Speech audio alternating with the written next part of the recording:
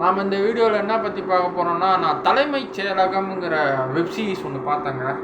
சூப்பராக இருந்ததுங்க வெப்சீரிஸ். நம்ம கிஷோர் அண்ணன் வேறு லெவல் ஆக்டிங். கிஷோர் அண்ணன், ரம்யா நம்பீசன், ஸ்ரீயா ரெட்டி, திமிரு, ஈஸ்வரி அண்ணன், அக்கா, அந்த அவங்க.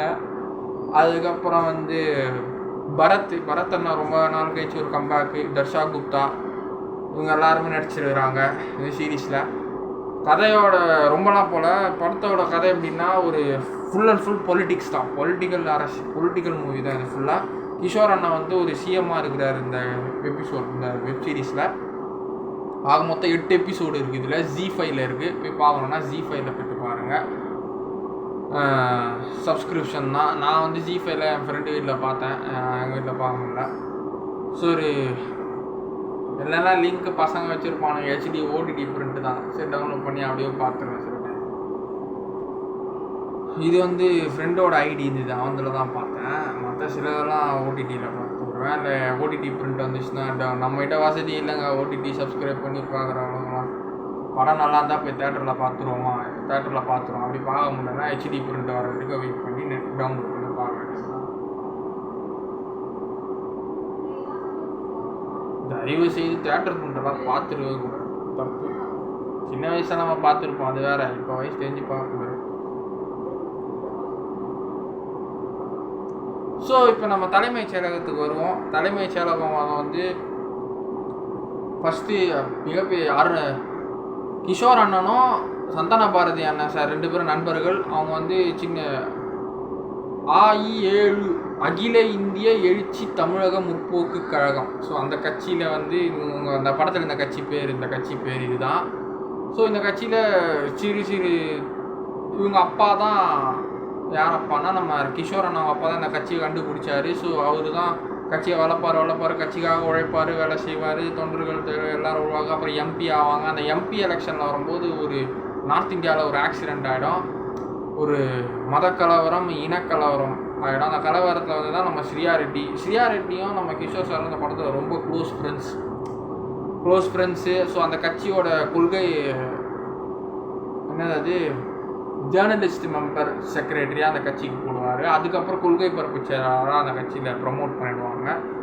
ஸோ கட்சிக்காக அவங்களும் நல்லா உழைப்பாங்க. ஸ்ரீயா ரெட்டி மேடம் அந்த இனத்துலேருந்து போராட்டி தப்பிச்சு வந்தவங்க. அந்த மத கலவரம் பண்ணுற கெட்ட அரசியல்காரர்களுக்கு. ஸோ அப்படி எடுத்திருப்பாங்க. அது தப்பிச்சு ரம்யா நம்பீசன் ஒரு பொண்ணு இந்த படத்தில், கிஷோர் அண்ணன் பொண்ணு. அப்பாவுக்கு அப்புறம் நான் தான் சிஎம்மு. ஸோ இல்லாத தகுடு புடியெல்லாம் பண்ணி இந்த மொல்லமாத்தனம், முடிச்ச வைக்கத்தனம், திருட்டுத்தனம், எச்சத்தனம் எல்லாத்தையும் பண்ணி பெரிய சிஎம் ஆயிடணும். ஸோ நம்ம நந்தகுமார், பிக் பாஸ் அண்ணன் நிரூபன் அவர் நடிச்சிருக்கிறாரு. நிரூபனும் நடிச்சிருக்கிறாரு. அவர் மருமகனாக நடிச்சிருக்காரு. அவரும் பல 500 கோடி, 300 கோடி, 400 கோடின்னு பிஸ்னஸ் பேசி திருட்டு வேலையெல்லாம் பண்ணி கடைசியில் அவரும் நானும் மாமனார்ல. ஸோ இவர் மரும்புள்ள. ஸோ இவரும் அந்த மாதிரி பெரிய ஆளாகணும், அசியமாகணும். ஸோ இவங்களுக்கு ஒரு கடுப்பு போட்டி பரத்தனா இந்த ஆக்சுவலாக நம்ம சிஎம் சார் கிஷோர் சார் ஜெயிலுக்கு போக வேண்டியவர் ஊழல் பண்ணிவிட்டு, அந்த ஊழல் கேஸை நம்ம பரத்தனை எடுத்து, அதுக்கப்புறம் நம்ம சிங்கம் படத்தில் ஒருத்தர் வில்லனாக வருவார்.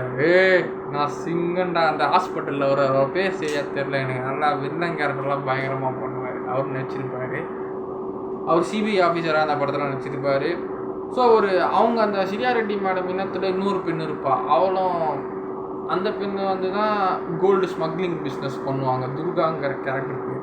ஸோ அந்த கோல்டு ஸ்மக்லிங் பிஸ்னஸ் பண்ணும்போது, நீ தான் சிஎம்க்கு ரொம்ப க்ளோஸ் ஆச்சே, நம்ம இனத்துலேருந்து தப்பிச்சு போயிட்டே, எனக்கு என்னோடய சரக்கு தான், என்னோடய கோல்டு ப்ராடக்ட்ஸ் ஷிப்மெண்ட்லேருந்து எனக்கு வரணும், கண்டெய்னர்லேருந்து நான் அதை எடுத்துகிட்டு போகணும், நீ சிஎம் கிட்டேருந்து பர்மிஷன் வாங்கி கொடுன்னு கேட்குறான். இதை கெஞ்ச ஸோ அவளோட அந்த கேட்குறாள், அவளோட பொண்ணை இவ தான் வளர்ப்பாள். ஸ்ரீயா ரெட்டி மேடம் தான் வளர்ப்பாங்க அந்த பொண்ணை. ஸோ அவளுக்கு தெரியாது அந்த பொண்ணுக்கு எங்களோட அம்மா இவங்க தான். அது துர்கா தான் அந்த இன்னொரு இவன் ஃப்ரெண்டு, இவன் இடத்துல தப்பிச்சுக்குவாங்க. ஸோ அவளுக்கு சிஎம்கிட்ட வாங்கி கொடுக்க மாட்டேன், என்னால் பேச முடியாது, தப்பு, நீ பண்ணுறது தப்பு, அப்படின்னா உன் பொண்ணை நான் சாவடிச்சிடுவேன், உன் பொண்ணை நான் பார்த்துக்க மாட்டேன், ஏண்டி அவன் உன் பொண்ணுடி சொல்லிட்டு பண்ணிகிட்டு இருப்பாங்க. கடத்திடுவாங்க. ஸோ கடத்தி முடிச்சிட்ட பிறகு சேசிங்கு, ஃபைட்டிங்கு எல்லாம் வரும். அப்படியே தள்ளி விட்டு போனோன்னே அவளை கட்சியில் போட்டு தள்ளிடுவாங்க. நம்ம துர்கா அம்மாவை போட்டு தள்ளுவாங்க. சேசிங் ஃபைட்டிங் பண்ணி ஒரு எபிசோடில் காட்டுவாங்க. ஆனால் அந்த YG மகேந்திரன் சார் ஆக்டிங் அந்த அளவுக்கு பிரம்மாண்டமாக இருந்திருக்கும். அவர் தான் நம்ம சிஎம் கிஷோர் அண்ணன் உள்ளே தள்ளுறதுக்குன்னே இருக்கிற ஒரு வக்கீலாக இருப்பார், நடிச்சிருப்பார். ஸோ அவரோட ஆக்டிங் செம ப்ரில்லியண்ட்டாக இருந்தது. ரங்கராஜன் கேரக்டர் நல்லா இருந்தது அந்த பேர். ஸோ கடைசியில் எந்த ஊழலும் இல்லைன்னு சொல்லிட்டு சிஎம் வெளில கூப்பிட்டு வந்துடுவாங்க. கேஸ்லாம் ரெடி பண்ணி நம்ம சிரியா ரெட்டி மேடமும் மெயின் கேரக்டர் இந்த படத்தில். ஸோ அந்த ஊழல் டைம் ஆகிடுச்சு. அவர் எல்லாத்தையும் கரெக்டாக வச்சுருக்காரு. மக்களுக்கெல்லாம் சொல்லிட்டு ஊழல் ரெடி பண்ணிட்டாங்க. ஹெலிகாப்டர் ஏர் கிராஷ் ஆகிடும். ஹெலிகாப்டர் கிராஷ் ஆகிடும். நம்ம சிஎம் கிஷோர் அண்ணனும் போயிடுவார். லாஸ்ட் எபிசோடில் செத்து போயிடுவோம். அது யார் கொண்டு இருப்பாங்கன்னா அவர் பொண்ணு. இனிமேல் பணத்துக்காக, பேருக்காக, பதவிக்காக சொந்த அப்பனையே நீ கொண்டுறன்னு சொல்லிட்டு சிரியா ரெட்டி மேடம் சண்டை போடுவாங்க கட்சியில். அவர் ஜெயிலுக்கு போகிறேன்னு நினச்சிட்டு ஒரு வெள்ளை லெட்டருக்குள்ளே இவங்க தான் அடுத்த நம்ம கட்சியை பார்த்துக்கணும்னு சொல்லிட்டு பேர் எழுதிட்டு சீல் வச்சுட்டு அந்த கவரை வந்து சந்தான பாரதி அண்ணங்கிட்ட கொடுத்துருவாரு. ஸோ சிரியா ரெட்டி மேடம் வந்து அதை பாட்டுக்கும்போது